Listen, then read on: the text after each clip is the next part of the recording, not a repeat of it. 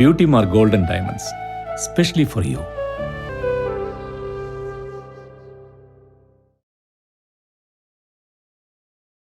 Kondotty Bukhari Dawa college വിദ്യാർത്ഥി union Sabik സംഘടിപ്പിക്കുന്ന consolium art ഫെസ്റ്റിവലിന് ക്യാമ്പസ് ഒരുങ്ങി. ഡിസംബർ 4 മുതൽ 7 വരെ ബുഖാരി ക്യാമ്പസിൽ നടക്കുന്ന ഫെസ്റ്റിവൽ എവർലാസ്റ്റിംഗ് ലിറ്റിൽസ് എന്ന പ്രമേയത്തിലാണ് സംഘടിപ്പിക്കുന്നത്. വർഷം തോറും സംഘടിപ്പിക്കുന്ന കൺസോളിയം ബുഖാരി ഫെസ്റ്റുകൾ മലയാളം, ഹിന്ദി, ഇംഗ്ലീഷ്, അറബി, ഉറുദു ഭാഷകളിലെ വിദ്യാർത്ഥികളുടെ വ്യത്യസ്ത കഴിവുകൾ പരിപോഷിപ്പിക്കുന്നു.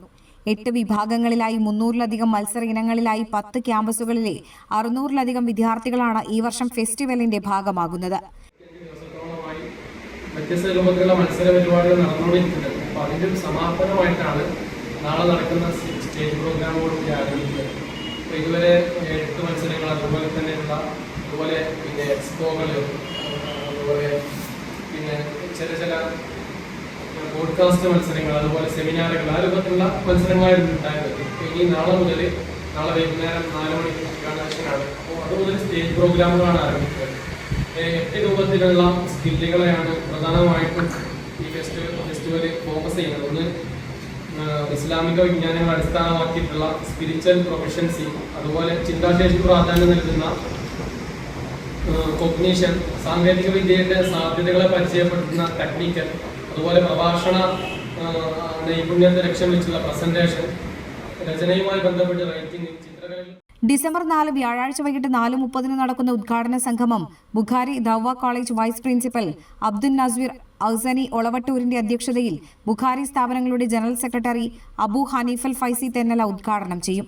കേരള സാഹിത്യ അക്കാദമി പുരസ്കാര ജേതാവും എഴുത്തുകാരനും പ്രഭാഷകനുമായ ഡോക്ടർ KM അനിൽ ചേലേമ്പ്ര മുഖ്യാതിഥിയാകും.